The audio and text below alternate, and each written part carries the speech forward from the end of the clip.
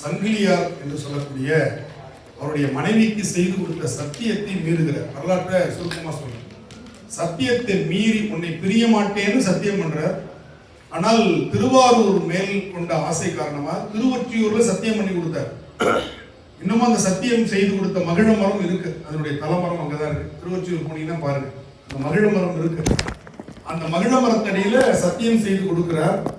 என்ன ஆகுது, திருவாரூர்ல வசந்த உற்சவம், திருவாரூர் தியாகராஜா தேரோட்டம் வரப்போகுதுன்னு தெரிஞ்ச உடனே திருவாரூரை பார்க்கணும் அப்படின்னு சொல்ற ஆசையில அவர் என்ன பண்றாரு, அந்த சத்தியத்தை மீறி அந்த இடத்தை விட்டு நகர்றார். இடத்தை விட்டு நகர்ந்த உடனே கண் பார்வை ரெண்டும் பழுதா போச்சு. அந்த கண்ணு போன இடம் காலடிப்பேட்டைன்னு இன்னும் அந்த கண் போன இடம் இது காலடிப்பேட்டை. தட்டு தடுமாறி காஞ்சிபுரம் பக்கம் வர்றாரு. அதுக்கு நடுவில் ஒரு ஊர் இருக்கு, திருவெண்பாக்கம்னு பேர். அங்க ரெண்டு கண்ணும் தெரியல. நீ உள்ளதான் இருக்கியா, என்ன இப்படி பாடா படுத்துறியே அப்படின்னு திட்டுறாரு. உடனே ஒரு வாக்கிங் ஸ்டிக்கை தூக்கி போடுறாரு. ஊன்றுவதோர் போல் அருளி உலோம் ஓகீர் என்றான். இருக்க போயிட்டு வா அப்படின்ட்டாராம். அது அழுது பாடியிருப்பார் சீகாம்பரம் பண்ணல. அதனாலதான் இளமையான சுந்தரர் கையில, நம்பியாரோட கையில வாக்கிங் ஸ்டிக் இருக்கும். வயசான வச்சிருக்கிற வாக்கிங் ஸ்டிக் அவர் என்ன வச்சிருக்காருன்னா, கண் பார்வையற்று அவர் தடுமாறிய போது இறைவன் கொடுத்த வாக்கிங் ஸ்டிக் அது. அதனாலதான் திருவெண்பாக்கத்துல அந்த கோயில்ல நீ இருக்கியான்னு கேட்டார்ல, அந்த கோவில் அதுக்கப்புறம் அழிஞ்சு ஒண்ணும் இல்லாம போயிடுச்சு. இவ்வளவு பெரிய விஷயம் பாருங்க. ஆமாங்க, உண்மை. இப்ப திருவெண்பாக்கத்துல இருக்கிற கோயில் எடுத்து வச்சு கட்டின கோவில். நம்பி ஆரூரை திட்டிட்டு போனாரு, அந்த கோவில ஒண்ணும் இல்லாம போயிடுச்சு. அவ்வளவு பவர் அடியார்களுக்கு உண்டு. நீ இருக்கியா உள்ள அப்படின்னு கேட்கிறாரு. அப்ப அந்த கோவில் என்ன ஆயிடுச்சு, அது பூண்டி நீர்த்தேக்கம் இருக்கு பாருங்க, அதுக்குள்ள இருந்துச்சு அந்த கோவில். பெரிய வெள்ளம் அந்த கோவில் ஒண்ணுமில்ல சுக்கலா போயிடுச்சு. ஆவுடைய தனியா சுவாமி தனியா பின்னமாயிட்டாங்க. சுவாமியே ரெண்டா பிரிஞ்சு போயிடுச்சு. அது அப்புறமா எடுத்துட்டு தண்ணி குறைஞ்ச போது அங்கேயும் இங்கேயும் கடந்ததெல்லாம் எடுத்துட்டு கரையில கட்டியிருக்காங்க. இப்ப இருக்கிற கோயில், இப்ப இருக்கிற கோவில் நம்பியாரூர் பாடின கோவில் இல்லை. அப்படி இறைவனுக்கே சாபம் நடக்கக்கூடிய அளவுக்கு அவங்களுக்கு சக்தி இருந்ததுன்னு பார்த்தோம். அதுக்கப்புறம் அப்படியே கட்டு தடுமாறி காஞ்சிபுரத்துக்கு வந்துட்டார். வந்த உடனே இவரை கேட்டா சரியா வராதுட்டு நேரா அம்மைகிட்ட போயிட்டார். ஏலவார் குழலி, இவங்க பாருமா அப்பா என்ன போட்டு படுத்தி எடுக்கிறாரு அப்படின்னு. உடனே அப்பாள் என்ன பண்றா, நீ உன் பார்க்க நீ என்னவா பண்ணித்தோட, என் பார்க்க நான் கிளியர் பண்றேன். இடது கண் அம்பாள் பகுதியில். உடனே இடது கண்ணை தனியா என்ன பண்றாரு, அம்பாள் கொடுத்துடுறான். கொடுத்த உடனே அம்பாளை பாடணுமா இல்லையா, சாமியை பாடினாங்க. ஏன், இந்த சக்திக்கும் தலைவனாக இருக்கக்கூடிய பெருமாள் தான் சக்தியை. அப்பா அண்ணா அப்படின்னு பிள்ளையை திட்டிடுவார். இதை அழுது போய் படுத்துரும். போகும்போது அவனை சாப்பிட்டு படுக்க சொல்லணும்னு மாடிக்கு போவார். அதான் அப்பாவினுடைய அன்பு. அதை அவனுக்கு முன்னாடி சொன்னா அவன் மதிக்க மாட்டான். அம்மா நமக்கு முன்னாடி அழுதுருவாங்க.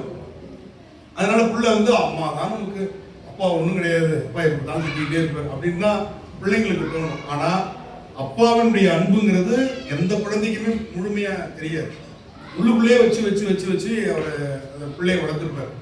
அந்த கண்டிப்பு நமக்கு இல்லாம போடும். அதை தான் இங்கே காட்டுறாரு நம்பியாருடைய. ஏன்னா கொடுத்தது அம்மா, ஏன் கம்பன் எம்மானை காண கண்ணடியன் பெற்றவாரேன்னு பண்ணார்னா, இதை கொடுக்க சொன்னது தாய் வழியாக யாரு, பெருமான்றத உணர்றாரு. அப்ப பாடின பாட்டு இந்த பாட்டு. ஆலம் தான் உகந்து அமுது செய்தான். எல்லாரும் அமுதத்துக்கு அடிச்சுக்கிட்டாங்க, இவன் விஷத்தை எடுத்து சாப்பிட்டான். எல்லாருக்கும் அமுதத்தை கொடுத்தான். ஆதி அவன் தான் எல்லாவற்றுக்கும் மூல முதல். அமரர் தொழுதேத்தும் சீலம் தான் பெரிதும். சீலம்னா சிறப்புடையவன். அடுத்து சொன்னார், ஏலவார் குடல் உமை நங்கை என்றும் ஏற்றி வழிபட பெற்ற கால காலன். காலனுக்கெல்லாம் காலன் கம்பன். கம்பன் உனக்கு பேர். இந்த சுவாமி இன்னும் மணல் லிங்கம் தான், அபிஷேகம் கிடையாது, கவசம் போட்டு தான் அபிஷேகம் பண்ணுவாங்க. அம்பாள் இப்ப இருக்கிற கோவிலாம் பின்னாடி உருவானது. அம்பாள் சிவபூஜை செய்யணும் அப்படின்னு சொல்லி கரையில மணலால லிங்கம் செய்து வழிபாடு செய்யும் பொழுது சுவாமி என்ன பண்ணாரா, வெள்ளத்தை விட்டாராம் கம்பைமா நதியில. இந்த பாலாத்துல வெள்ளம் வருது, பெரிய வெள்ளம் வருது. உடனே அம்பாள் இந்த மண்ணு லிங்கம் கரைஞ்சிருமேன்னு தழுவி அப்படியே அணைத்து கொண்டாலாம். அதனால இந்த சுவாமிக்கு தழுவ குழைந்த நாதர். சுவாமிக்கு நல்ல தமிழ் பேர் ஏகாம்பரநாதருக்கு தழுவ குழைந்த நாதர். அம்பாளுக்கு ஏலவார் குழலின்னு பேர். அந்த சிற்பம் நீங்க கோவிலுக்குள்ள போகும்போது நேர சன்னிதானத்துக்கு மேல போகும்போது அந்த இடத்துல அந்த தழுவ குழைந்தநாதர் சிற்பம் அந்த சிற்பி அழகா அந்த ஏகாம்பரநாதர் கோவிலில் வடிச்சிருப்பாங்க. அதெல்லாம் பார்க்கணும். நேராக போயிட்டு நேராக வர என்ன இருக்கு ஏது இருக்குன்னு ஒன்றும் தெரிய மாட்டேங்குது. அந்த சிற்பம் அதற்கப்புறம் தஞ்சை பெரிய கோவிலில் அது கழுவ குழைந்தநாதர் 3 இடத்துல தான் இருக்கு. அது மாதிரி இன்னொன்று திருச்சத்தி முற்றம். 3 இடம் நம்ம திருச்சத்தி முற்றத்தை நம்ம பார்த்தோம். பட்டீஸ்வரம் போயிட்டு திருச்சத்தி முற்றம் போனோம் இல்லையா, அங்கே அம்பாள் அப்படியே சாமியை ஆலிங்கன மூர்த்தின்னு போட்டிருப்பாங்க. அது அம்பாள் அப்படியே கழுவ குழைந்தநாதர். அங்கே போகும்போது நான் அதை சொன்னேன், காஞ்சிபுரத்தில் பார்க்கலாம், தஞ்சாவூர் பெரிய கோயில் போய் பார்க்கலாம் அப்படின்னு. அந்த கழுவ குழைந்த அந்த வரலாற்றை இந்த பதிகத்தினுடைய 10வது பாட்டில் சொல்லியிருக்கார். இந்த பதிகத்தினுடைய 10வது பாட்டில் வருமா நான் சொல்றேன். இப்போ இந்த பாட்டு அடுத்தது, பெருமான் எப்படிப்பட்டவன்? உற்றவருக்கு உதவும் பெருமான். யார் கேட்கிறாங்களோ அவங்களுக்குலாம் உதவி செய்வான். ஊர்வது ஒன்று உடையான். ஒரு 4 வீலர் வச்சிருக்கான். உம்பர் கோணை. ஊர்வதுன்னா என்னது? வெஹிக்கிள். பற்றினார்க்கு என்று பற்றவன் தன். அவன் யார் போய் பற்றிட்டானோ அவனுக்கு தான் அவனுடைய அருமை பெருமை தெரியும் இல்லையா? ஸ்வீட்டுன்னு எழுதி சாப்பிட்டோம்னா இனிக்குமா? அந்த ஸ்வீட்டை சாப்பிட்டாதானே தெரியும். அது மாதிரி யார் அவனை பற்றுகிறார்களோ அவர்களுக்கு அவன் பற்றிக் கொள்வார். பாவிப்பார் மனம் பாவி. இந்த பாவித்தல் அப்படிங்கிறது பாவித்தல், பாவனை. யார் அவனை தன்னுடைய உள்ளத்திற்குள் பாவிக்கின்றார்களோ அவர்கள் மனதை அவன் கோயிலா கொண்டு வந்து விடுவான்.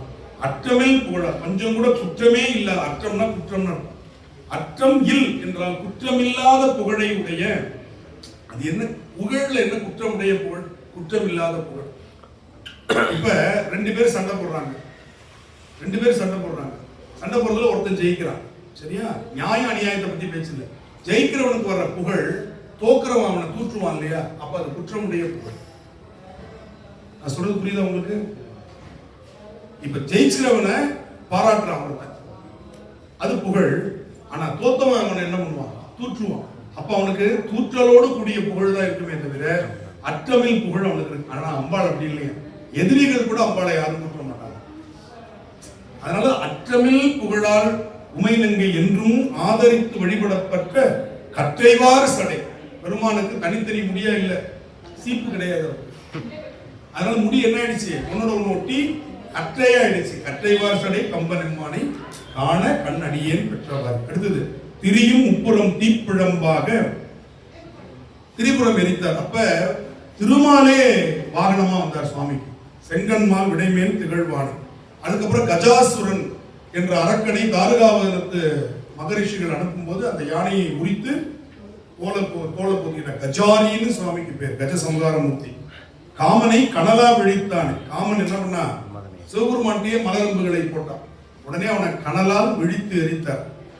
வரிகொள் வெள்விளையாள். அழகான வெள்ள வளையேன்னு சங்கு வளையல் போட்டிருக்கிற அம்பாள் வழிபட்ட சிவபெருமான். அவனை நான் பார்க்கறதுக்கு கண்ணு கிடைச்சு. அடுத்தது, ஆண்கள் போடுறதுக்கு பேர் குண்டலம், பெண்கள் அணிவதற்கு பேர் தோடுன்னு பேர்.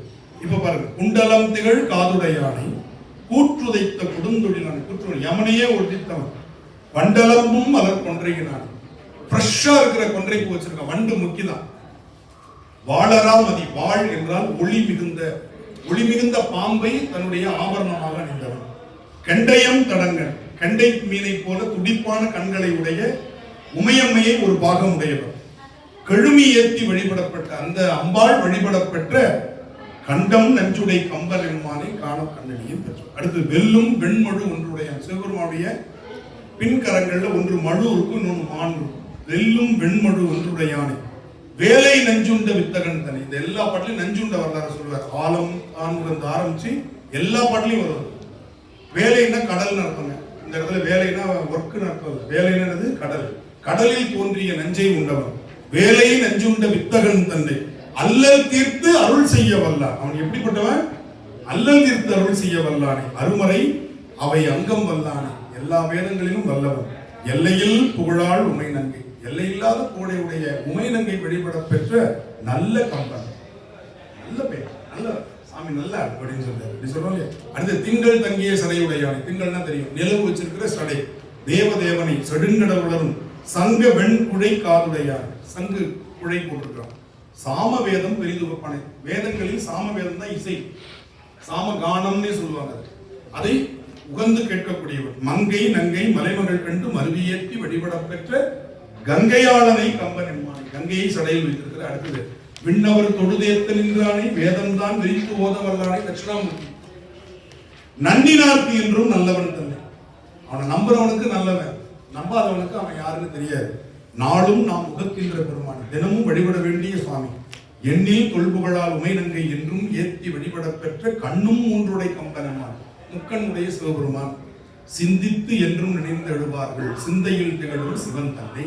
யாரெல்லாம் நினைக்கிறாங்களோ அவங்களுடைய நினைப்பில் இருக்கிற சிவபெருமான். பந்தித்து நின்ற வினை பற்று அறுப்பானே, நம்மளை பிடிச்சிட்டு இருக்கிற வினை பற்றை அறுத்து பாலோடு ஆனஞ்சும் ஆட்டு வந்தானே. பாலோடு ஆனஞ்சுங்கிறது ஆனஞ்சு பஞ்ச கவ்வியம், பால், தயிர், நெய், கோமயம், கோஜலம் என்று சொல்லக்கூடிய 5 பொருளை அபிஷேகத்திற்குரிய பொருளாக கொண்டவன். அந்தமில் புகழால் உமைநங்கை ஆதரித்து வழிபடப்பட்ட கந்தவாறு சடைனா மணக்கக்கூடிய, கந்தம்னா வாசனை, வாசனையுடைய சடையை உடைய பெருமான். அடுத்தது வரங்கள் பெற்றுழல் வாழறக்கர்தம் வாலிய புறம் ஒன்று எரித்தானே, அதெல்லாம் தெரிஞ்சது. நிரம்பிய தக்கன், தக்கன் பெருவேள்வியை அடித்தவர். பரந்த தொல்புகளால் உமைநங்கை பரவியத்தி வழிபடப்பட்ட கரங்கள் 8 என் தோல் வீசி நின்று ஆடும் பிரார்த்தனை கண்கால் கண்மின்களும் பட்டார். 8 தோல்னா எத்தனை கை இருக்கும்? 8 கை. அதான் கரங்கள் 8 கம்பனம்மான். அடுத்த பாட்டு, இந்த பாட்டு ரொம்ப முக்கியமான பாட்டு. இதை பார்த்து நம்ம நிறைவு செய்யலாம். எல்லோரும் போற்றுமாறு வழிபாடு செய்யக்கூடிய உமையவள் அந்த வழிபாடை செய்கிறார். எல்கள் இன்றி, யாரும் எல்லாத வகையில் இமையவர் கோனை சிவபெருமானை, ஈசனை, தலைவனை வழிபாடு செய்வாள். வழிபாடு செய்யறதுக்காக உள்ளத்து உள்கி வெறுமன செய்யலையா, மனசுல நினைச்சு உகந்து மகிழ்ச்சியோடு உமைநங்கை வழிபட சென்று நின்றவாக்கள். அவ செஞ்சு கண்ண மூடி நிற்கும் போது வெள்ளத்தை விட்டாள். எப்பேற்பட்ட திருட்டு பையன் அப்படின்னு கள்ள கம்பனைன்னு சொல்ற. வெள்ளம் காட்டி விருட்டி அஞ்சி ஓடி தழுவ வெளிப்பட்ட ஆஹான்னு சிரிச்சுட்டு அந்த அம்பாளை அணைத்துக் கொண்டான். பாருங்க, அஞ்சி ஓடி தழுவ, அவ தழுவணும்னே என்ன பண்ணாரா? வெளிப்பட்ட கள்ளக்கம்பனை எங்கள் பிரானை காண கண்ணடியின் பெற்றவர். அருமையான வரலாறே ஒரு பாட்டில் சொல்லி முடிச்சிட்டார். அடுத்தது பெற்றம் ஏறு வந்த, பெற்றம்னா எருது, காளை வாகனத்தில் வரக்கூடிய பெரிய பெருமான் என்று எப்போதும் கற்றவர் பரவப்படுவார். யாரெல்லாம் அவனை கற்றார்களோ அவர்களெல்லாம் அவனுடைய அருமை பெருமையை புகழ்ந்து பாடுவார்கள். காண கண் அடியேன் பெற்றதென்று, அவனை பார்க்கறதுக்காக நான் கண் பெற்ற பதிகமாக பாடினேன். யாரு? கொற்றவன் கம்பன் கூத்தன் எம்மானை குளிர் பொழில் திருநாவல் ஆரூரன். திருநாவலூர்ல பிறந்த, குளிர்ச்சி பொருந்திய திருநாவலூர்ல பிறந்த ஆரூரன். நற்றமிழ் ஈவிலைந்து இந்த 10 பாட்டையும் பாடுறவங்க நன்னெறி உலகு எய்துவர் தாமே. எவ்வளவு அழகான ஒரு பாட்டு பாருங்க இல்லையா? நன்னெறி உலகத்தை அவர்கள் எய்துவார்கள் என்று இந்த பாடலை நிறைவு செய்கிறார். நமக்கும் சரியாக ஒரு முறை நிறைவு இல்லையா? அதனால திருச்சிற்றம்பலம். நாடுடைய சிவனே போற்றி, எந்நாட்டவர்க்கும் இறைவா போற்றி, காவாய் கனகத்திரளே போற்றி, கைலை மலையானே போற்றி போற்றி, ஏகம்பத்துரை எந்தாய் போற்றி, ஆகம் பெண்ணுரு ஆனாய் போற்றி, ஆரூர் அமர்ந்த அரசே போற்றி, சீரார் திருவையாரா போற்றி,